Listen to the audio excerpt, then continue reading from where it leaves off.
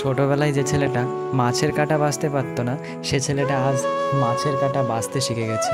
ছোটবেলায় যে ছেলেটা পুকুর দেখে ভয় পেত, সেই ছেলেটা আজ নদীতে সাঁতার কাটতে শিখে গেছে। অতএব আমি বেকার ছেলে, সারা জীবন বেকার থাকবো না, একদিন না একদিন ঠিকই সফল হব। তবে আপনারা আপনাদের মেয়েকে বাড়ি থেকে বিদায় করতে পারলেই বাঁচেন।